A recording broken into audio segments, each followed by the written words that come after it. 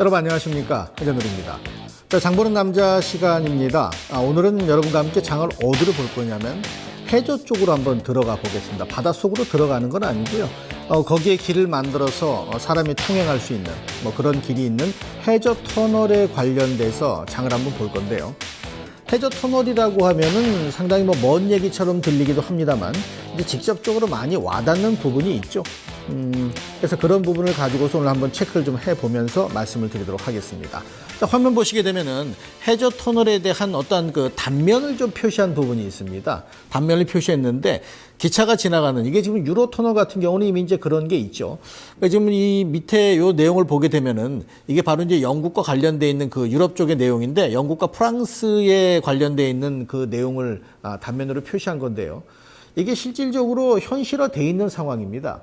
그럼 이게 어느 나라나 다 마찬가지로 진행이 될 거고 사실 우리나라와 일본, 우리나라와 중국 얘기가 무진장 많이 나옵니다. 아직 실현이 되지 않고 있을 뿐이지. 근데 계속 들먹들먹 이게 되면은 그게 현실화될 가능성도 충분히 있는 거고 최근 들어 몇몇 종목들의 움직임을 보는 것도 당장 내일 당장 해저 터널이 만들어지는 건 아니겠지만 시장에서 주가를 움직이는 어떤 핑곗거리가 될 가능성은 있기 때문에 정확하게 그 내용을 알아놓는 거 이거 분명히 중요하겠죠. 자, 그래서 그 내용을 좀 보시게 되면은 우리나라에서도 이런 내용들이 있잖아요. 지금 보시게 되면 호남선 쪽에서 제주도하고 연결되는 부분인데 저쪽에 보면 목포까지 또 해남까지는 사실 육지니까 목포에서 해남까지는 그대로 연결이 되는데 그 뒤에 해남에서 보길도까지는 해상 교량으로 연결되고 그 밑에가 중요합니다. 보길도에서 추자도 제주도로 들어가는 이 길이 해저 터널로 하겠다라고 이미 이제 얘기에 대해서 언급됐던 부분인데 이게 이제 고속철도가 진행되면서 먹혔던 거죠. 만약에 이게 제주까지 곧바로 기차로 들어가는 길이 생기면은 항공 수요나 또 그 선박 수요가 줄어들든지 아니면 상대적인 경쟁이 될 수 있는 부분이 있겠죠. 근데 이렇게 진행을 하려고 하는 것은 이 어느 정도 그 설득력 있고 경제성이 있을 때는 가시화될 가능성이 하시라도 존재할 수 있는. 그래서 가끔 보면은 해저 터널 얘기가 등장될 때마다 들먹이는 종목들에 대해서 보면 꼭 제주도 관련된 얘기가 많이 언급이 돼요. 그러니까 그런 내용들이 이미 진행됐던 부분이 있었다는 점 하고 요거 똑같은 건데요. 똑같은 내용을 좀 다른 그 모양으로 좀 만들어 놓은 건데 여기 해상 교량 부분하고 앞에 거하고 좀 차이가 있는데 요렇게 진행되는 이게 계속해서 언급될 수 있는 부분이 아마도 당분간 나올 거로 보이고 이게 그 우리나라 안에서만 진행되는 거잖아요. 이 부분은. 그러니까 이런 것들이 실질적으로 최근 들어서 몇 개가 사실 그 확인되면서 진행이 되는 부분이 있어요. 그래서 거기에 맞춰 본다면 해저 터널이라고 하는 것이 이제 남이 나라, 영국과 프랑스만에 관련돼서 언급되는 게 아니라 실질적으로 우리나라에서도 그런 것에 대해서 경제적인 타당성을 충분히 검토하고 있다. 진행될 여지는 항시 열려 있다. 이렇게 좀 보셔야 될 부분이고요. 요게 이제 그렇게 됐을 경우에 과연 얼마나 시간을 단축할 거냐 하는 거잖아요. 근데 서울의 제주까지가 2시간 26분 정도 걸리는데 이렇게 진행되면은 비행기를 타고 가는 게 더 좋을까? 아니면 해저 터널로 기차를 타고 가는 게 좋을까? 사실 비행기 타고 가는데 비행시간 1시간이라도 중간중간 하면 그 시간 더 걸릴 수도 있죠. 그럼 상당히 경쟁력이 커질 수 있기 때문에 진행할 가능성이 있다면, 언급이 된다면 항시 이쪽에 관련돼 있는 종목을 보셔야 되는 게 우리 시장 안에서 필요한 부분이고요.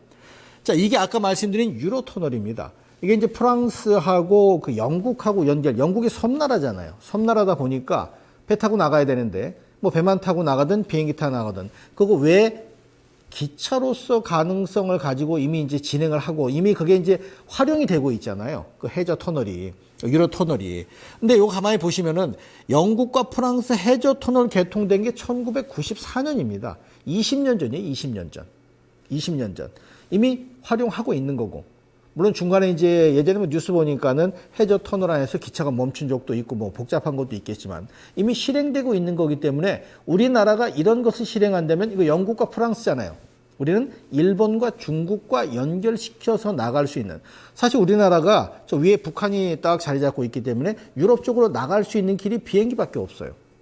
그러다 보니 그거를 뚫어서 갈 수 있는 방법이 북한을 안 통한다면 중국으로 바로 해저로 갈 수 있는 방법도 논의될 만한 가치가 있는 거죠. 서로 특히 또 일본과는 일본에서 요구하는 노선이 있고 우리가 요구하는 노선이 있을 정도로 그거 존재 자체에 대해서는 상당히 공감이 형성되어 있는 부분이 있더라고요. 자, 요거는 우리는 이제 그거 이제 금방 제주도는 우리나라 거 보여드린 거고, 요거 중국입니다. 중국도 해저 터널을 연결시켜서 요 이제 보아이 해협을 해저 터널로 건설한다 뭐 이렇게 진행되고 있는데, 이렇게 됐을 경우에 이게 나온다면 우리나라 관련 종목도 당연히 영향을 받을 겁니다. 실질적으로 참여한다면 더더욱 큰 영향을 받을 수가 있겠고, 그래서 이런 것들이 자꾸 일본, 중국, 우리나라 언급이 되고 있다는 것 자체에 대해서 해저 터널 관련주를 주목해야 되는 그 이유로 좀 보셔야 되는데, 이게 바로 이제 중국과 우리하고 연결될 수 있는 어떤 시나리오가 나온 부분이에요. 저기 웨이하이라는 거, 위하이라고 하는 것, 우리나라에서 비행기 타면 제일 가깝게 가는 한 50분밖에 안 걸린다죠. 위해가. 저 위해 지방, 중국말로 웨이하이라고 하는 위해 지방은 우리나라 비행기로 50분밖에 안 걸리고 날아갈 수 있는 거리에 아주 가까운 거리에 있는데, 여기하고에 대해서 이란, 이안, 사만, 사한 이렇게 연결돼 있습니다. 저 사안은 옹진 반도 쪽, 저 위쪽이고, 우리나라 이렇게 세 개에 대한 것으로 얘기가 되고 있는데, 이런 것들이 실행될 수 있는 상황이 시간이 많이 걸리겠지만 공감대가 형성돼서 그리 하자라고 하는 얘기가 나온다면 상당히 의미가 있는데, 해저 터널 얘기 나오면 뭘 볼까 해서 허둥지둥 되지 마시고 이런 것에 관련되어 있는 쪽으로 진행되는지를 세밀하게 살펴보시면은 상당히 의미 있는 포인트를 거기서 집어낼 수도 있으니까, 이 세 가지, 네 가지 안이 위해 지방과 연결되는 것이 언급되어 있다라는 점을 생각을 좀 하시고요. 일본과도 얘기가 있어요. 요 일본과까지 얘기되는 건 부산에서 가는 거, 거제도에서 가는 것도 있습니다. 부산에서 가는 쪽으로 언급돼서 일본 후쿠오카 밑에까지 연결되는 그런 그 철도 얘기, 해저 터널로 연결되는 부분이 나오고 있는데, 이란, 이안, 사만을 보게 되면은 요쪽에 나와 있는 것 중에서 사실 그 직선으로 주행성이 가장 양호한 게 사만이거든요. 사만, 시안, 저거 부산서 이렇게 가는 거 있죠. 이렇게 가는 거로 이어지는데, 육상거리보다는 해상거리가 분명히 다 많아요. 이란, 이안, 사만까지 다 해서 해상거리가 많거든요. 그 해저거리가 많은데도 불구하고 저게 언급된다면 우리 관련 종목들의 움직임에는 상당히 주가 상승의 모멘텀으로 작용될 가능성은 충분히 있는 거죠. 자, 그래서 자치단체별로 해저 터널 계획을 우리 시장과 관련돼서 또 일본과 중국과 관련돼서 진행이 되는데, 여기 지금 얘기 나오는 게 있습니다. 실질적으로 20년 이상 진행돼야 돼요. 공사 기간 자체가 20년 이상. 엄청나게 울고 먹을 수 있잖아요. 그래서 해저 터널에 관련된 얘기가 나오는지에 대해서 주목하실 때는 이처럼 장기간 언급되는 부분이기 때문에 그런 것도 감안하셔야 되는데, 대부분 중국과 우리가 연결되고 일본과 우리가 연결되면 이걸 하나로 이어가면 동북아 해저 터널이 연결되는 거죠. 일본, 한국, 중국, 그게 연결돼서 유럽으로 가는, 이렇게 연결되는 큰 그 그림은 그려져 있는데 아직 액션이 취해진 부분은 없습니다. 하지만 제가 이 장보는 남자에 대한 설명을 드리려고 쭉 공부를 하다 보니까 이것도 한번 말씀드릴 필요가 있겠다 싶어서 오늘 제가 말씀을 드리는 거고요. 아까 말씀드린 그 중국에서 터널을 하는 거, 요런 것들이 얼마나 효과가 있냐면요. 요 짧은 시기, 요거 122km만 가면은 넘어가요. 이렇게 돌아가면 1500km, 10분의 1로 줄거든요. 경제 효과가 엄청나게 크다는 겁니다. 해저 터널이 긴 기간 동안 투자해야 되고 비용도 많이 들어가지만 경제 효과가 크기 때문에 각구해서 진행을 하려고 다들 계획을 짜고 있는 그런 부분인 거죠. 그래서 이렇게 연결되면 결국 이게 해저 터널이 다 되게 되면은 일본과 우리나라와 연결돼서 이게 결국은 유럽으로 연결될 수 있다는 얘기 아까 말씀드렸죠. 아직은 먼 청사진 같은 얘기일 수 있겠습니다만은 언급이 될 수 있는 확률은 분명히 가능하고, 또 그런 것들이 실질적으로 가끔씩 뉴스화되고 있다는 점을 주목하시라고 올려드린 거고. 자, 과연 그러면 어떤 종목들이 그러한 흐름에 맞춰서 종목들이 존재하느냐면, 이런 종목이다. 울트라 건설에 좀 문제가 좀 생겼죠. 그래서 주가는 없습니다만은 지금 이런 종목들을 사실 여기 나와 있는 종목이 아주 안정적이고 시장을 주도하는 종목은 없어요. 왜냐? 테마 종목이니까. 하지만 해저 터널 관련된 부분에서 어떠한 이슈가 부각될 때 어떤 종목이 먼저 언급되느냐.